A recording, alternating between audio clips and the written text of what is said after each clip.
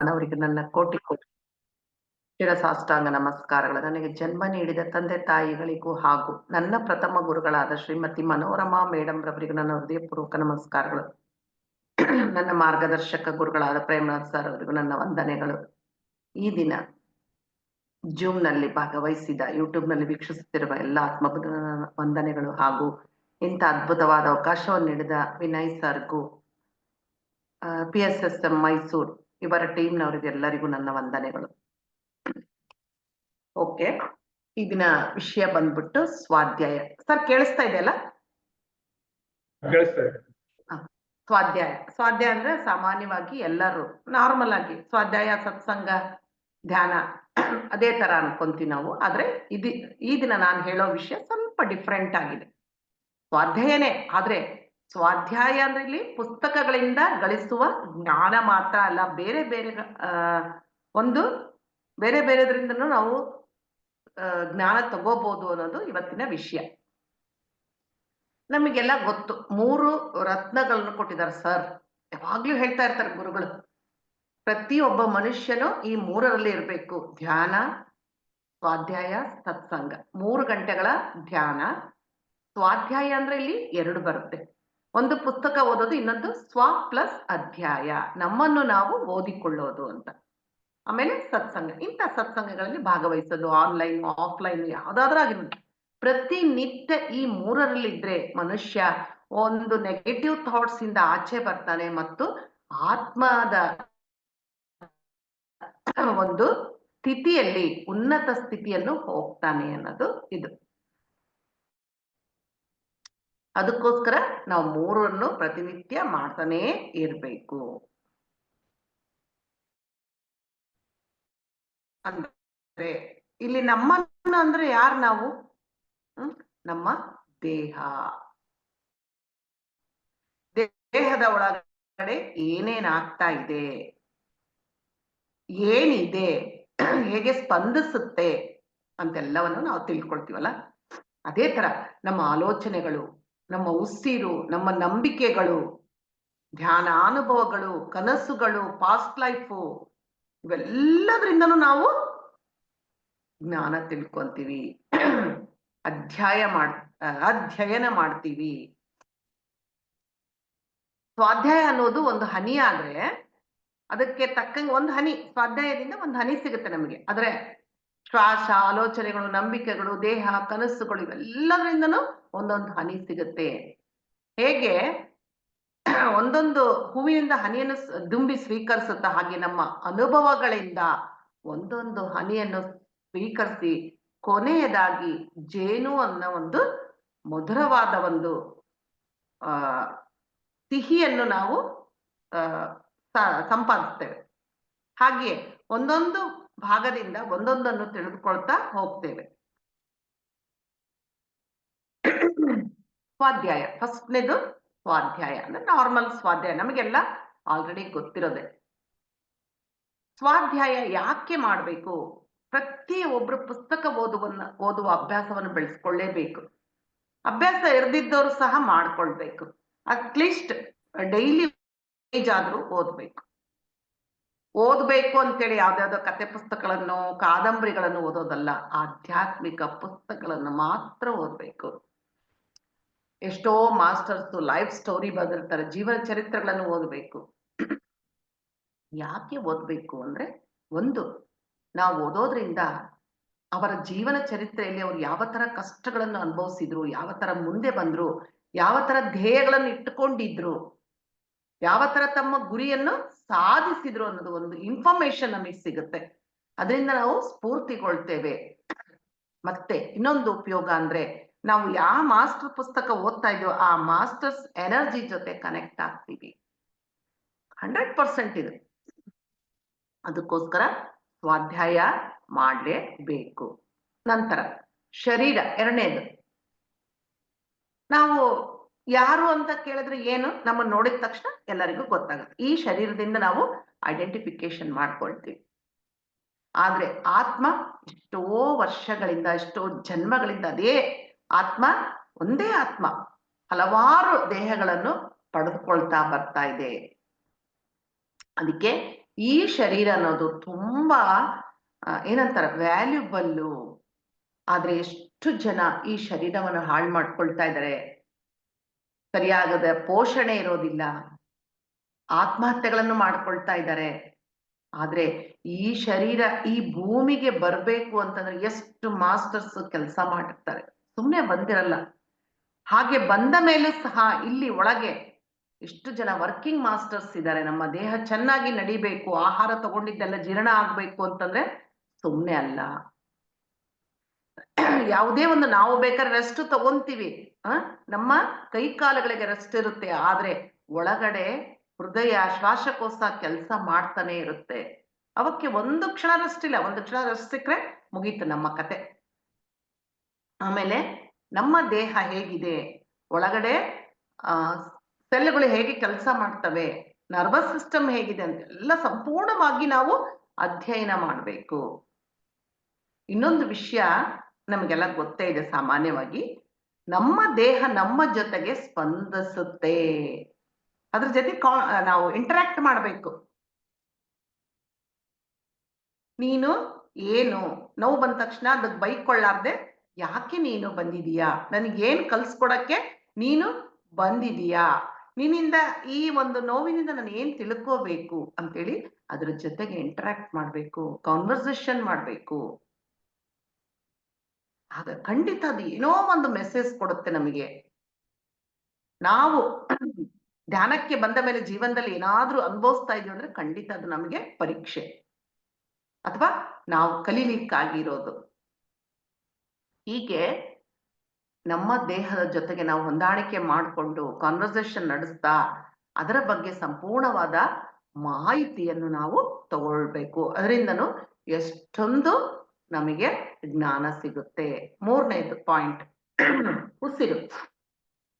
ಉಸಿರು ಅಂದ ತಕ್ಷಣ ನನ್ಗೆ ಗೊತ್ತಲ್ಲ, ಈ ದೇಹ ಉಸಿರಿದ್ರೆ ಶಿವ, ಉಸಿರಿಲ್ಲದಿದ್ರೆ ಶವ. ನಾವು ಧ್ಯಾನ ಮಾಡ್ತಾ ಇರೋದೇ ಉಸಿರಾಟದ ಮೇಲೆ ಗಮನ ಕೊಟ್ಟು, ಅದಕ್ಕೆ ಉಸಿರು ತುಂಬಾ ಇಂಪಾರ್ಟೆಂಟ್. ಆದ್ರೆ ಈ ಉಸಿರಿನಲ್ಲಿ ಕೂಡ ಎಷ್ಟೊಂದು ವ್ಯತ್ಯಾಸಗಳಿದೆ, ನಾವು ಅಬ್ಸರ್ವ್ ಮಾಡಿದೀವ? ಇಲ್ಲ. ಶಾಂತವಾಗಿದ್ದಾಗ ಹೇಗಿರುತ್ತೆ, ಕೋಪಗೊಂಡಾಗ ಎಷ್ಟು ಎದುಸಿರು ಬಿಡ್ತಾ ಇರ್ತಾರೆ ನೋಡಿದಿರ, ಸಿಟ್ಟು ಬಂದಾಗ. ಆದ್ರೆ ಧ್ಯಾನಕ್ಕೆ ಕೂತ್ಕೊಂಡಂತರ ನಾನು ಫಸ್ಟಿಗೆ ಸ್ಟಾರ್ಟಿಂಗ್ ಧ್ಯಾನ ಮಾಡೋಕೆ ತುಂಬಾ ಆಶ್ಚರ್ಯ ಆಗ್ತದೆ. ಇದೇನಿದು ನಾರ್ಮಲ್ ಆಗಿ ಉಸಿರು ಜೋರಾಗ ನಾರ್ಮಲ್ ಆಗಿದ್ದಾಗ ಉಸಿರಾಡ್ತಾ ಇರ್ತೀವಿ, ಆದ್ರೆ ಧ್ಯಾನಕ್ಕೆ ಕೂತ್ಕೊಂಡಾಗ ತುಂಬಾ ಸ್ಲೋ ಆಗ್ಬಿಡುತ್ತ ಉಸಿರು. ಹೀಗೆ ಉಸಿರು ಎಷ್ಟೊಂದು ವಿಷಯಗಳನ್ನು ನಮಗೆ ತಿಳಿಸುತ್ತೆ. ನಮ್ಮ ಉಸಿರು ದೇಹದ ಎಲ್ಲಾ ಕಣಗಳಿಗೆ ಹೋಗ್ತಾ ಇರುತ್ತೆ. ಅದಕ್ಕೆ ಪ್ರತಿ ಕ್ಷಣ ಉಸಿರನ್ನು ಗಮನಿಸ್ತಾ ಇರಬೇಕು. ಅದರಿಂದನೂ ನಾವು ಜ್ಞಾನ ತಗೊಳ್ಬೇಕು. ಓಕೆ, ಆಲೋಚನೆಗಳು ಮುಂದಿನ ಪಾಯಿಂಟ್. ನಾವು ಪ್ರತಿನಿತ್ಯ ಸಾವಿರಾರು ಆಲೋಚನೆಗಳನ್ನ ಮಾಡ್ತಾ ಇರ್ತೀವಿ, ಗೊತ್ತೂ ಆಗಲ್ಲ ನಮಗೆ. ಆದ್ರೆ ಎಲ್ಲ ಆಲೋಚನೆಗಳು ಪಾಸಿಟಿವ್ ಇಂದ ಕೂಡಿರ್ತಾವ? ಇಲ್ಲ, ನೆಗೆಟಿವ್ ಸಾಕಷ್ಟು ಇರ್ತವೆ. ಹಾಗೆ ಒಂದೇ ಆಲೋಚನೆ ಪದೇ ಪದೇ ಮಾಡ್ತಾ ಇದ್ರೆ ಏನಾಗುತ್ತೆ, ಅದಕ್ಕೆ ಶಕ್ತಿ ಬರುತ್ತೆ. ಆ ಆಲೋಚನೆ ಒಂದು ನಂಬಿಕೆಯಾಗಿ ಕೆಲಸ ಮಾಡುತ್ತೆ. ಆ ನಂಬಿಕೆ ನಮ್ಮ ಜೀವನದಲ್ಲಿ ಲಾ ಆಫ್ ಅಟ್ರಾಕ್ಷನ್ ಆಗಿ ಕೆಲಸ ಮಾಡಿ ವಾಸ್ತವ ರೂಪಕ್ಕೆ ಬರುತ್ತೆ. ಅದಕ್ಕೆ ನಾವು ಅನ್ಕೊಂತಿರ್ತೀವಿ, ಏನಿದು, ನಾನು ಏನು ಊಹೆನೂ ಮಾಡಿರ್ಲಿಲ್ಲ, ಅನ್ಕೊಂಡಿರ್ಲಿಲ್ಲ, ಯಾಕೆ ಬಂತಿದು, ಯಾಕೆ ನನ್ನ ಜೀವನದಲ್ಲಿ ಬಂತು ಅಂತೇಳಿ ಅನ್ಕೊಂತಾ ಇರ್ತೀವಿ. ಅದಕ್ಕೆ ಪ್ರತಿ ಒಂದು ಆಲೋಚನೆ ನಾವು ಗಮನಿಸ್ತಾ ಹೋಗ್ಬೇಕು. ಯಾವಾಗ ನಾವು ಆಲೋಚನೆಗಳನ್ನು ಅಧ್ಯಯನ ಮಾಡ್ತೀವೋ ಅದು ನಮಗೆ ಗುಡ್ ಇನ್ಫಾರ್ಮೇಶನ್ ಕೊಡುತ್ತೆ. ಇದು ಒಳ್ಳೆ ಆಲೋಚನೆನಾ, ಇದು ಬೇಡದ ಆಲೋಚನೆನೆಯಾ, ಇದನ್ನ ಮಾಡ್ಬೇಕಾ ಮಾಡಬಾರ್ದಾ ಅಂತೇಳಿ ನಮಗೆ ಆ ಒಂದು ಆಲೋಚನೆಯ ಬಗ್ಗೆ ಸಾಕಷ್ಟು ಜ್ಞಾನ ಕೊಡುತ್ತೆ. ಆವಾಗ ಏನ್ ಮಾಡ್ತೀವಿ ನಾವು, ಸಪೋಸ್ ನೆಗೆಟಿವ್ ಥಾಟ್ ಆಗಿದ್ರೆ ಅಲ್ಲೇ ಕಟ್ ಮಾಡ್ಬಿಟ್ಟು ಅದನ್ನು ಪಾಸಿಟಿವ್ ಆಗಿ ಬದಲಾಯಿಸ್ಕೊಳ್ತೀವಿ. ನಾನು ನೆಗೆಟಿವ್ ಮಾಡ್ತಾ ಇದ್ದೀನಿ, ತಪ್ಪು ಅಂತೇಳಿ. ಹೀಗೆ ಆಲೋಚನೆಯಿಂದ ಸಾಕಷ್ಟು ನಾವು ಇನ್ಫಾರ್ಮೇಶನ್ ತಗೊಳ್ತೀವಿ. ಹಾಗೆ ಆಲೋಚನೆಗಳು ಕೆಲವು ಮಾಡ್ತಾ ಇರ್ತೀವಿ, ಎಷ್ಟೊಂದು ಅನ್ನೆಸೆಸರಿ ಇರ್ತವೆ. ನೆಗೆಟಿವ್ ಬಿಡ್ರಿ, ಅನ್ನೆಸೆಸರಿ ಥಾಟ್ಸ್ ಯಾರ ಬಗ್ಗೆನೂ, ಅಯ್ಯೋ ಅಲ್ಲಿ ಹಂಗಾಯ್ತಂತೆ ಹಿಂಗಾಯ್ತಂತೆ, ಆ ಒಂದು ಅನ್ನೆಸೆಸರಿ ಥಾಟ್ಸ್ ಸಹ ನಮಗೆ ನಾವು ಧ್ಯಾನ ಮಾಡೋದು ಯಾಕೆ, ಥಾಟ್ಲೆಸ್ ಸ್ಟೇಟಿಗೆ ಹೋಗೋಕೆ. ಬರೇ ಕೇವಲ ನಾವು ಕುತ್ಕೊಂಡಾಗ 1 hour 2 hours 3 hours ಮಾತ್ರ ಅಲ್ಲ, 24 ಅವರ್ಸ್ ನಾವು ಆಲೋಚನಾ ರಹಿತ ಸ್ಥಿತಿಯಲ್ಲಿದ್ದಾಗ ನಮ್ಮ ಜೀವನನೇ ಒಂದು ಧ್ಯಾನ ಆಗ್ಬಿಡುತ್ತೆ. ಅದು ಆಗ್ಬೇಕು. ನಾವೇನಪ್ಪ ಬೆಳಗ್ಗೆ ಎದ್ವಿ, ಚೆನ್ನಾಗಿ ಧ್ಯಾನ ಮಾಡಿದ್ವಿ ಅಂತ ಆಮೇಲೆ ಯಾರ್ಯಾರು ಹಾಳೋ ಹರಟೆಯಲ್ಲಿ ಇರೋದು, ಯಾರ ಬಗ್ಗೆನೋ ಮಾತಾಡೋದು, ಕಂಪ್ಲೇಂಟ್ಸ್ ಹೇಳೋದು, ಕೋಪ ಮಾಡ್ಕೊಳ್ಳೋದಿದ್ರೆ ಆ ಎನರ್ಜಿ ತಗೊಂಡಿದ್ದ ಎನರ್ಜಿ ಎಲ್ಲ ಲಾಸ್ ಆಗಿ ಮತ್ತೆ ಜೀರೋ ಲೆವೆಲ್ಗೆ ಬಂದ್ಬಿಡ್ತೀವಿ ನಾವು. ಅದಕ್ಕೆ ತುಂಬಾ ಹುಷಾರಾಗಿರ್ಬೇಕು. Okay, next emotions. ಯಾರಿಗಿರಲ್ಲ ಹೇಳ್ರಿ ಎಮೋಷನ್ಸ್? ಎಮೋಷನ್ಸ್ ಇರಲಾರ್ದ ಜೀವನನೇ ಇಲ್ಲ. ಎಷ್ಟೋ ತರಹದ ಎಮೋಷನ್ಸ್ ನಾವು ಕ್ಯಾರಿ ಮಾಡ್ತಾ ಇರ್ತವೆ. ಭಯ, ಸೆಲ್ಫ್ ಲವ್ ಇರೋದಿಲ್ಲ, ವಿಕ್ಟಿಮ್ಮು, ಈ ತರದ ಎಮೋಷನ್ಸ್ ಎಲ್ಲ ನಾವು ಕ್ಯಾರಿ ಮಾಡ್ತಾ ಇರ್ತೇವೆ. ಎಮೋಷನ್ಸ್ ನ ಏನಾದ್ರೂ ನಾವು ಅಬ್ಸರ್ವ್ ಮಾಡಿದ್ರೆ ಅದಕ್ಕೆ ಬಲಿಯಾಗದೆ ಇರ್ತೀವಿ. ಅಕಸ್ಮಾತ್ ಅಬ್ಸರ್ವ್ ಮಾಡ್ಲಿಲ್ಲ ಅಂದ್ರೆ ವಿಧವಾದ ಎಮೋಷನ್ಸ್ಗೆ ಒಳಗಾಗಿ ಜೀವನ ತುಂಬಾ ದುರ್ಬರ ಆಗ್ಬಿಡುತ್ತೆ. ಸಪೋಸ್ ಒಂದು ಎಕ್ಸಾಂಪಲ್, ಯಾವುದೋ ಒಂದು ಎಲ್ಲೋ ಒಂದು ಕೊಲೆ ಆಗಿರುತ್ತೆ ನಮ್ಮ ಸುತ್ತಮುತ್ತಲನೇ ಅನ್ಕೊಳ್ರಿ, ಏನೋ ಒಂದು ಬೇಡದ ಒಂದು ಇನ್ಸಿಡೆಂಟ್ ಆಗಿರುತ್ತೆ. ಆ ಭಯನ ನಾವು ಕ್ಯಾರಿ ಮಾಡ್ತಾ ಇರ್ತೀವಿ, ಸುಮಾರು ದಿನಗಳು ಕ್ಯಾರಿ ಮಾಡ್ತೀವಿ. ಏನಾಗುತ್ತೆ ಅವಾಗ? ನಮ್ಮಲ್ಲಿರೋ ಎನರ್ಜಿ ಎಲ್ಲ ಲಾಸ್ ಆಗ್ಬಿಡುತ್ತೆ. ಯಾವಾಗ್ಲೂ ಅದೇ ವಾತಾವರಣದಲ್ಲಿ ನಾವಿರ್ತೀವಿ, ಅಂದ್ರೆ ಮನಸ್ಸಿನಲ್ಲಿ ನಾವು ಏನೋ ಧೈರ್ಯ ಕಳ್ಕೊಂಡ್ಬಿಡ್ತೀವಿ, ಆತ್ಮವಿಶ್ವಾಸ ಹೊರಟೋಗುತ್ತೆ. ಅದಕ್ಕೆ ಆ ಭಯ ಆಗುತ್ತೆ, ಎಲ್ಲರಿಗೂ ಸಹಜ. ಆದ್ರೆ ಅಲ್ಲಿಗೆ ಕಟ್ ಮಾಡ್ಬಿಟ್ಟು ಅದನ್ನ ನಾವು ಡಿಲೀಟ್ ಮಾಡ್ಬಿಡ್ಬೇಕು. ನಮ್ಮ ಒಳಗಡೆ ಸುಪ್ತ ಮನಸ್ಸಲ್ಲಿ ಏನೇನು ಶೇಖರಣೆ ಆಗಿದೆನೋ ಬ್ಲಾಕ್ಸ್ ಎಲ್ಲವನ್ನು ರಿಲೀಸ್ ಮಾಡ್ಬೇಕು ನಾವು. ಇನ್ನೊಂದು ಎಕ್ಸಾಂಪಲ್ ಅಂದ್ರೆ ಕೋಪ. ಕೋಪ ಎಲ್ಲರಿಗೂ ಬರುತ್ತೆ, ಕೋಪದಿಂದ ಕೊಲೆಗಳೇ ಆಗ್ತಾ ಇವೆ, ನೋಡ್ತಾ ಇದ್ದೀವಿ. ಆದ್ರೆ ಆ ಕೋಪ ಬಂದ ತಕ್ಷಣನೇ ಶಾಂತರಾಗ್ಬೇಕು, ಮೌನ ವಹಿಸ್ಬೇಕು, ಕೋಪಕ್ಕೆ ಬಲಿಯಾಗಬಾರ್ದು. ಎಷ್ಟೊಂದು ಅನಾಥ ಸಂಬಂಧಗಳೇ ಕೆಟ್ಟು ಹೋಗ್ಬಿಡುತ್ತವೆ ಕೋಪದಿಂದ. ಅದಕ್ಕೆ ಮೌನ ತುಂಬಾ ಒಳ್ಳೇದು. ಯಾಕೆ ನಾನು ಕೋಪ ಮಾಡ್ಕೊಳ್ತಿದ್ದೀನಿ? ಈ ತರದ ಕೋಪ ಯಾರಿಗೆ ಲಾಸ್ ಆಗುತ್ತೆ? ಆ ಕಡೆ ವ್ಯಕ್ತಿಗೂ ಲಾಸು, ಇದು ನನಗೂ ಲಾಸು ಅಂತೇಳಿ ಆ ಕೋಪನ ಅರ್ಥ ಮಾಡ್ಕೊಂಡು ಅದನ್ನ ರಿಲೀಸ್ ಮಾಡಬೇಕು. ಆಮೇಲೆ ಎಮೋಷನ್ಸ್ ಎಲ್ಲವೂ, ಒಂದು ನಿಮಿಷ,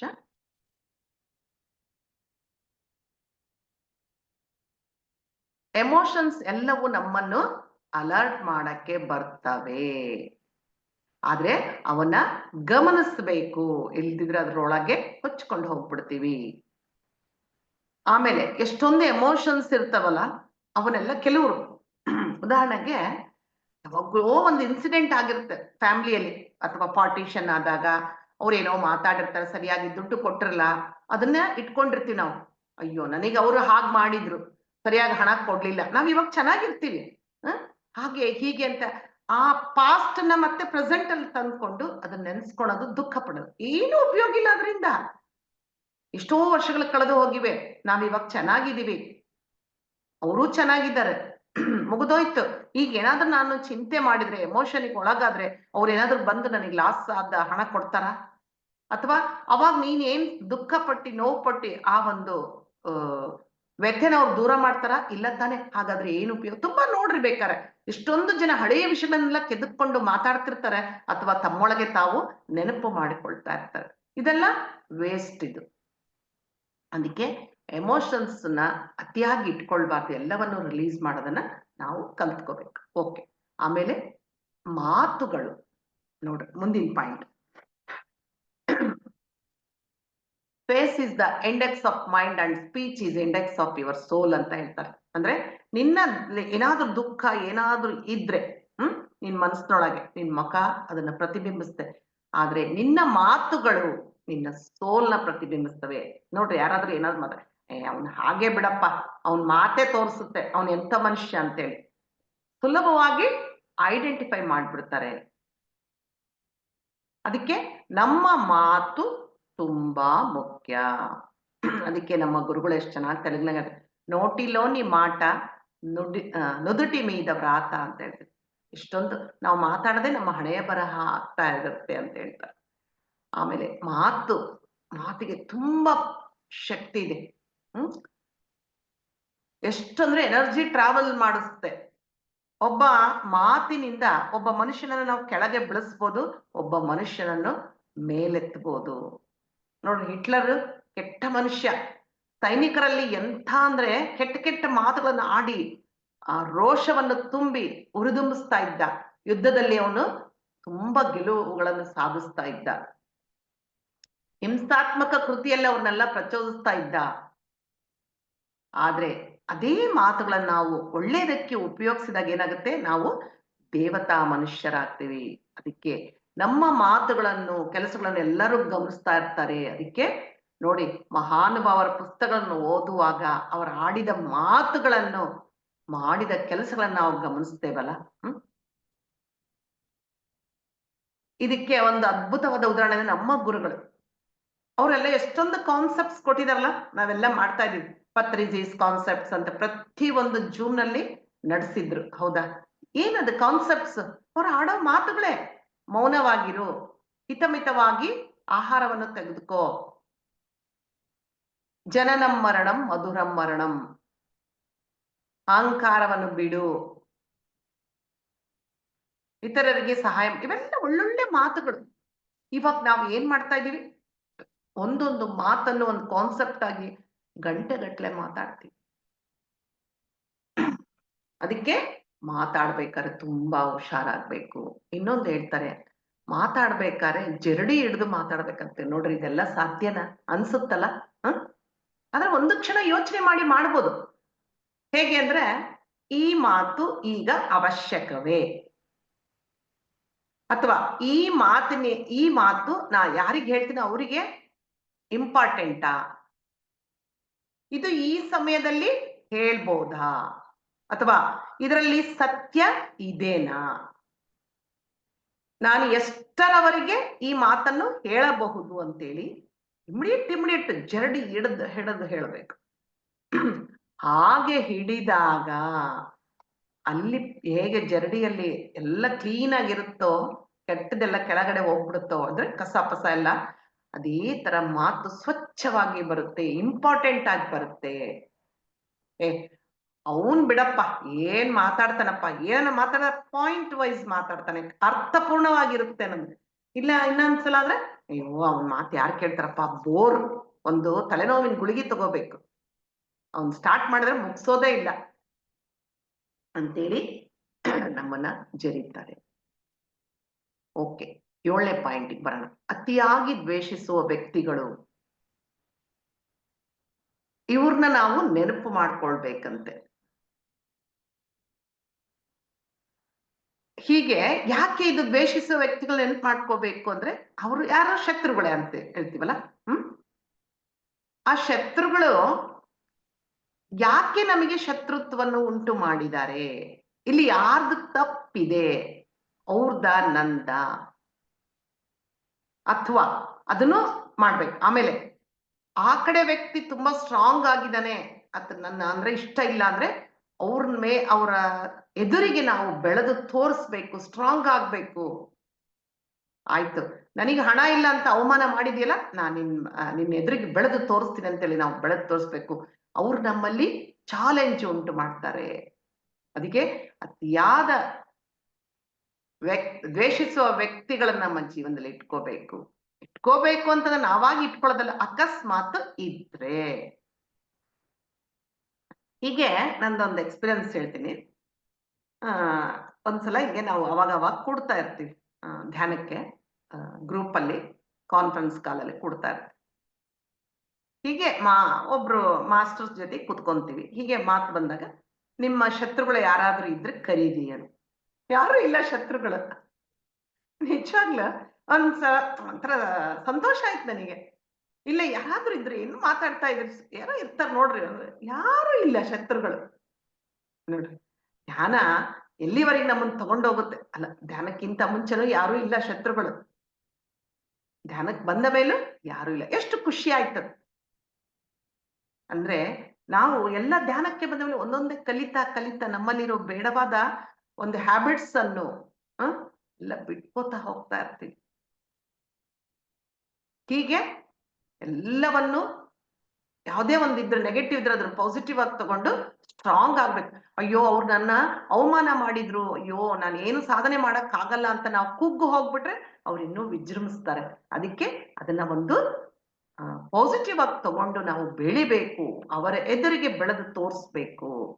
ಓಕೆ, ಮುಂದಿನ ಪಾಯಿಂಟ್, ಧ್ಯಾನ ಅನುಭವಗಳು. ನೋಡ್ರಿ ಎಷ್ಟು ಚೆನ್ನಾಗಿದೆ. ಅದಕ್ಕೆಲ್ಲ ನಮ್ಮ ಗುರುಗಳು ಧ್ಯಾನ ಅನುಭವ, ಶೇರ್ ಯುವರ್ ಎಕ್ಸ್ಪೀರಿಯನ್ಸ್ ಅಂತ ಹೇಳ್ತಾರೆ. ಧ್ಯಾನ ಅನುಭವಗಳು ಎಲ್ಲೋದ್ರೂ ವಿಷಯಗಳು ಹೇಳಂತ ಹೇಳಲ್ಲ, ನಿನ್ನ ಎಕ್ಸ್ಪೀರಿಯನ್ಸ್ ಹೇಳುವ. ಒಬ್ಬೊಬ್ಬರದ್ದು ಒಂದೊಂಥರ ಇರುತ್ತೆ. ಅವರೆಲ್ಲರನ್ನ ನಾವು ಗಮನಿಸ್ಬೇಕು ಅಂದ್ರೆ ಕೇಳ್ಬೇಕು. ಈಗ ಸಪೋಸ್ ಒಬ್ರಿಗೆ ಒಂದು ಪ್ರಾಬ್ಲಮ್ ಬಂದಿರುತ್ತೆ, ಧ್ಯಾನ ಮಾಡಿ ಅದನ್ನ ಸಾಲ್ವ್ ಮಾಡ್ಕೊಳ್ತಾರೆ.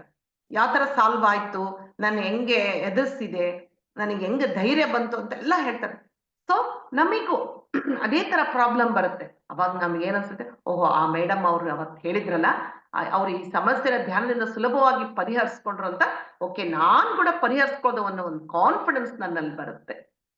ಅವಾಗ ಇನ್ನೂ ಹೆಚ್ಚಿನ ಸಮಯವನ್ನು ಧ್ಯಾನಕ್ಕೆ ನಾವು ಕೊಡ್ತೇವೆ. ಅದಕ್ಕೆ ಪ್ರತಿಯೊಬ್ಬರ ಧ್ಯಾನದ ಅನುಭವಗಳನ್ನು ಕೇಳಬೇಕು, ಅದನ್ನ ವಿಶ್ಲೇಷಿಸ್ಬೇಕು, ನೆನ್ಪಿಟ್ಕೋಬೇಕು. ಆಮೇಲೆ ಅದರಿಂದ ನಾವು ಪಾಠವನ್ನು ಕಲಿಬೇಕು, ಯಾವುದೇ ಆಗ್ಲಿ. ಆಮೇಲೆ ಎಷ್ಟೋ ಜನ ಇರ್ತಾರೆ, ಧ್ಯಾನ ಮಾಡ್ತಾ ಇರ್ತಾರೆ. ಧ್ಯಾನ ಮಾಡ್ತಾ ಇದ್ರೆ ಏನಾಗುತ್ತೆ, ಧ್ಯಾನ ಮಾಡಿದ್ರೆ ಏನು ಬರಲ್ಲ ರೋಗಗಳು ಅಂತ ಹೇಳಿರ್ತಾರೆ. ಹೌದು, ಅದ್ರ ರೋಗ ಬಂದ್ಬಿಡುತ್ತೆ. ಧ್ಯಾನಕ್ಕೆ ಬಂದ ಮೇಲೆ ಶುಗರ್ ಬರುತ್ತೆ. ಅಯ್ಯೋ ನಾನು ಇಷ್ಟು ಚೆನ್ನಾಗಿ ಧ್ಯಾನ ಮಾಡ್ತಾ ಇದ್ದೆ, ಶುಗರ್ ಯಾಕೆ ಬಂತು, ಶುಗರ್ ಯಾಕೆ ಬಂತು? ಮತ್ತೆ ಆಯ್ತು, ಕೆಲವ್ರು ಧ್ಯಾನನೇ ಬಿಟ್ಬಿಡ್ತಾರೆ, ಕೆಲವರು ಏನು ದುಃಖ ಕೊರಗ್ತಾರೆ. ಆದ್ರೆ ಯಾಕೆ ಬಂತು, ಇದು ಎದಕ್ಕೆ, ಇದರ ಕಾರಣ ಏನು, ಇದರಿಂದ ನಾನು ಏನ್ ಕಲಿಬೇಕು ಅಂತ ಸೂಕ್ಷ್ಮವಾಗಿ ಗಮನನೇ ಕೊಡೋದಿಲ್ಲ. ಅದಕ್ಕೆ ಅವರು ಒಬ್ರು ಲೂಯಿಸ್ ಎಲ್ಹೆ ಅಂತ ಕೇಳಿರ್ಬೋದು, ಆಥರ್, ಫಾರಿನ್ ಆಥರ್. ಅವರು you can heal your life ಅಂತೇಳಿ ಒಂದು ಪುಸ್ತಕ ಬರೆದ್ರೆ. ಅದಕ್ಕಿಂತ ಮುಂಚೆ ಅವರು ಒಳ್ಳೆ ಪ್ರವಚನಗಳನ್ನು ಕೊಡ್ತಾ ಇದ್ರು, ಎಷ್ಟೊಂದು ಆಡಿಯೋಸ್ ಮಾಡಿದ್ರು. ಅವರ ಆಡಿಯೋಸ್ ಕೇಳಿ ಎಷ್ಟೊಂದು ಜನ ತಮ್ಮ ಜೀವನದಲ್ಲಿ ಕಷ್ಟಗಳನ್ನೆಲ್ಲ ಪರಿಹರಿಸ್ಕೊಂಡಿದ್ದಾರೆ. ಅವರ ಒಂದು ಅನುಭವ ಕೇಳಿ. ಅವರಿಗೆ ಸಾಕಷ್ಟು ಪುಸ್ತಕಗಳನ್ನು ಅವ್ರು ಬರೆದಿದ್ದಾರೆ. 60ನೇ ವಯಸ್ಸಿನಲ್ಲಿ ಕ್ಯಾನ್ಸರ್ ಬರುತ್ತೆ. ಅವ್ರಿಗೆ ಸ್ವಲ್ಪ ಕ್ಯಾನ್ಸರ್ ಬಂದ ತಕ್ಷಣ ಸ್ವಲ್ಪ ಇದಾಯ್ತು ಅವರಿಗೆ, ಯಾಕೆ ಬಂತಿದ್ದು ಅಂತ. ಆದ್ರೆ ಅವರು ಹೆದರ್ಲಿಲ್ಲ. ಯಾಕೆ ಬಂದಿರ್ಬೋದು, ಇದು ಯಾವ ಒಂದು ಕಾರಣಕ್ಕಾಗಿ ಇದು ಬಂದಿದೆ, ನಾನು ಏನ್ ಕಲಿಬೇಕಿದ್ರಿಂದ ಅಂತ ಅವರು ತಮ್ಮ ಜೀವನ ಲೈಫ್ ಸ್ಟೈಲ್ ಅಂದ್ರೆ ಹುಟ್ಟಿದಾಗಿಂದ ಏನಾಗಿದೆ ಅಂತ ಗಮನಿಸಿದಾಗ ಅವರಿಗೆ ಒಂದು ಗೊತ್ತಾಯ್ತು. ಏನು ಅಂತಂದ್ರೆ ಅವರಿಗೆ ಸೆಲ್ಫ್ ಲವ್ ಇರ್ಲಿಲ್ಲ. ಯಾಕೆಂದ್ರೆ ತುಂಬಾ ಚಿಕ್ಕ ವಯಸ್ಸಲ್ಲಿ ಅವ್ರ ಮೇಲೆ ಲೈಂಗಿಕ ಶೋಷಣೆ ಆಗಿತ್ತು. ಆ ಒಂದು ಇನ್ಸಿಡೆಂಟ್ ಇಂದ ಅವರಿಗೆ ತಮ್ಮ ಮೇಲೆ ಅಸಹ್ಯ ಉಂಟಾಗಿತ್ತು. ಅವ್ರು ಯಾವತ್ತೂ ಅವ್ರನ್ನ ಪ್ರೀತಿಸ್ತಾ ಇರ್ಲಿಲ್ಲ. ಆ ವಿಷಯ ಗೊತ್ತಾದ ತಕ್ಷಣ ಅವ್ರು ಚೇಂಜ್ ಮಾಡ್ಕೊಂಡ್ರು, ಅವ್ರನ್ನ ಅವ್ರು ಪ್ರೀತಿಸಕ್ಕೆ ಶುರು ಮಾಡಿದ್ರು. ಗೊತ್ತಿದೆ ಸೆಲ್ಫ್ ಲವ್ ಅನ್ನೋದು ಎಲ್ಲರಿಗೂ. ಆಗ ಕೇವಲ ಕೆಲವೇ ತಿಂಗಳಲ್ಲಿ ವಿತೌಟ್ ಮೆಡಿಸನ್ ಅವರ ಕ್ಯಾನ್ಸರ್ ದೂರ ಆಯ್ತು. ಹೇಗಾಯ್ತು ಇದು ಇಲ್ಲ, ಅವ್ರು ತಮ್ಮ ಜೀವನವನ್ನು ಗಮನಿಸ್ಕೊಂಡ್ರು, ಅದನ್ನ ಚೇಂಜ್ ಮಾಡಿ. ಅದಕ್ಕೆ ಪ್ರತಿಯೊಬ್ಬರ ಧ್ಯಾನದ ಅನುಭವಗಳನ್ನು ಕೇಳಬೇಕು, ಅದರಲ್ಲಿ ಏನ್ ಪಾಠ ಇದೆ ಅಂತೇಳಿ ಅಧ್ಯಯನ ಮಾಡಬೇಕು. ಹೀಗೆ ಧ್ಯಾನಾನುಭವಗಳಿಂದನೂ ನಾವು ಸಾಕಷ್ಟು ಕಲಿತಾ ಹೋಗ್ತೀವಿ. ನಂತರ ಮುಂದಿನ ಪಾಯಿಂಟ್, ಪಾಸ್ಟ್ ಲೈಫ್. ನೋಡ್ರಿ, ಪಾಸ್ಟ್ ಲೈಫ್ ಇಂದನೂ ನಾವು ಕಲಿತೀವಿ. ಅಂದ್ರೆ ಧ್ಯಾನ ಮಾಡ್ಬೇಕಾದ್ರೆ ಸುಮಾರು ಜನರಿಗೆ ಪಾಸ್ಟ್ ಲೈಫ್ ಕಾಣಿಸುತ್ತೆ. ಕಾಣಿಸ್ಲಾರ್ದರು ಏನು ಯೋಚನೆ ಮಾಡೋ ಹಾಗಿಲ್ಲ, ಆದ್ರೆ ಯಾವುದೋ ಒಂದು ರೂಪದಲ್ಲಿ ಅದು ನಮಗೆ ಒಂದು ಅನುಭವ ಆಗುತ್ತೆ. ಆದ್ರೆ ತುಂಬಾ ಜನ ಏನ್ ಮಾಡ್ತಾರೆ, ಪಾಸ್ಟ್ ಲೈಫ್ ನೋಡ್ಕೊಳ್ತಾರಲ್ಲ, ಹೆದರ್ ಬಿಡ್ತಾರೆ. ಅಂದ್ರೆ ಎಷ್ಟೊಂದು ನಾವು ಲೈಫ್ಗಳಲ್ಲಿ ಏನೇನೋ ಆಗಿರುತ್ತೆ, ಎಲ್ಲ ಒಳ್ಳೆ ಜನ್ಮಗಳಂತ ಹೇಳಕ್ಕಲ್ಲ. ಒಂದ್ರಲ್ಲಿ ಕೊಲೆ ಮಾಡಿರ್ಬೋದು, ಒಂದ್ರಲ್ಲಿ ದರೋಡೆ ಮಾಡಿರ್ಬೋದು, ಒಂದ್ರಲ್ಲಿ ಒಂಥರ ಕೆಟ್ಟ ಮನುಷ್ಯ ಆಗಿ ಜೀವನ ಮಾಡ್ತಿರ್ಬೋದು, ಒಳ್ಳೆವೂ ಇರ್ತವೆ. ಆದ್ರೆ ಕೆಟ್ಟದ್ದನ್ನ ನೋಡಿ ಅಯ್ಯೋ ನಾನು ಇಂಥ ತಪ್ಪನ್ನು ಮಾಡಿದ್ದೇನಾ ಅಂತೇಳಿ ಕೊರಗಬಾರ್ದು. ಏನಾದ್ರೂ ಅದರಿಂದ ಕಲಿಯೋ ಹಾಗಿದ್ರೆ ಕಲಿಬೇಕು. ಅಥವಾ ಅರ್ಧ ಬಿಟ್ಟ ಕೆಲಸಗಳು ಎಷ್ಟೊಂದಿರ್ತವೆ, ಎಷ್ಟೊಂದು ಹೇಳ್ತಾರೆ, ನನ್ನ ಪರ್ಪಸ್ ಆಫ್ ಲೈಫ್ ಪೂರ್ಣ ಮಾಡಕ್ಕೆ ಈ ಜನ್ಮ ತಗೊಂಡಿದ್ದೀನಿ ಅಂತ ಹೇಳ್ತಾ ಇರ್ತಾರೆ. ಆ ತರ ಅರ್ಧಕ್ಕೆ ಬಿಟ್ಟ ಕೆಲಸಗಳನ್ನು ಪೂರ್ತಿ ಮಾಡ್ಬೇಕು. ಆಮೇಲೆ ಕೆಲವರಿಗೆ ಎಷ್ಟೊಂದು ಅಂದ್ರೆ ಈಗ ಅನುಭವಿಸ್ತಾ ಇರೋದು ಒಂದು ಯಾವುದೋ ಒಂದು ಕರ್ಮಕ್ಕೆ ಏನೋ ಕಾರಣ ಪಾಸ್ಟ್ ಲೈಫ್ ಅಲ್ಲಿ ಇರುತ್ತೆ. ಅದನ್ನು ನಾವು ತಿಳ್ಕೊಂಡು ಆ ಕರ್ಮವನ್ನು ರಿಲೀಸ್ ಮಾಡ್ಕೊಳ್ಬಹುದು. ಅದಕ್ಕೆ ಪಾಸ್ಟ್ ಲೈಫ್ ಅನ್ನು ಸಹ ನಾವು ಅಧ್ಯಯನ ಮಾಡಬೇಕು. ನೋಡ್ರಿ ಎಷ್ಟೊಂದು ಇದಾವಲ್ಲ. ಸ್ವಾಧ್ಯಾಯ ಅಂದ್ರೆ ನಾವು ಒಂದೇ ಅಂತ ತಿಳ್ಕೊಂಬಿಟ್ಟಿದ್ವಿ, ಪುಸ್ತಕ ಓದ್ಬಿಟ್ರೆ ಆಯ್ತು ಅನ್ಕೊಂಡಿದ್ವಿ. ಉಸಿರು, ಶರೀರ, ಆಲೋಚನೆಗಳು, ಎಮೋಷನ್ಸ್, ಪಾಸ್ಟ್ ಲೈಫು, ಧ್ಯಾನ ಅನುಭವಗಳು ಎಲ್ಲದರಿಂದ ನಾವು ಕಲಿತೀವಿ, ಒಂದು ಜ್ಞಾನ ಪಡ್ಕೊಳ್ತೀವಿ. ಹೀಗೆ ನಾವು ಸ್ವಾಧ್ಯಾಯ ಮಾಡೋದ್ರಿಂದ ಲೈಫ್ ಬಗ್ಗೆ ಒಂದು ಕ್ಲಾರಿಟಿ ಸಿಗುತ್ತೆ.